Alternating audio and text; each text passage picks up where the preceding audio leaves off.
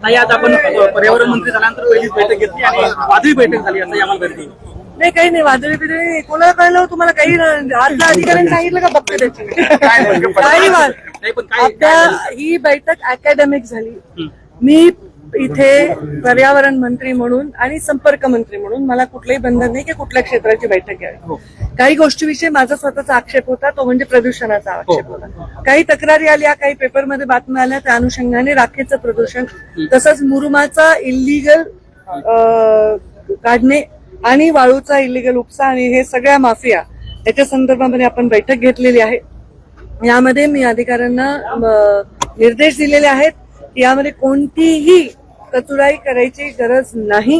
आपण जे निर्णय मी आता दिलाय त्या निर्णयाप्रमाणे जर कारवाई नाही झाली तर त्या अधिकाऱ्यांना सुद्धा कारवाईला सामोरं जावं लागेल.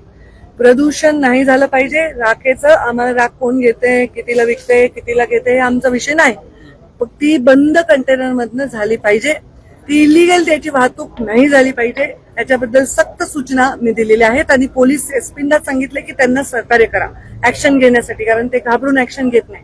वाळूचा अवैध उपसा हा थांबवला पाहिजे. याच्यासाठी तंत्रज्ञान वापरून रेव्हेन्यूचे आणि एसपीचे ह्याचे पोलिसांचे अधिकारी वापरून ह्याच्यामध्ये तात्काळ त्याच्यावर निर्बंध आणले पाहिजेत.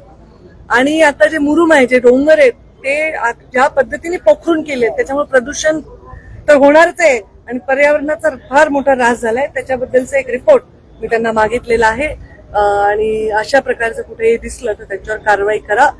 त्याच्यावर कुठलेही ऍक्शन घेण्यासाठी अजिबात मागे पुढे बघायची गरज नाही असं मी त्यांना सांगितलेलं आहे. याच्या पलीकडे कुठलेही प्रश्न मला विचारायचं नाही. पंकजा मुंडे सोडून जर तुम्ही काही विचारलं तर तुम्ही या जिल्ह्याला अजून खड्ड्यात घालणार. एबीपी माझा, उघडा डोळे बघा नीट.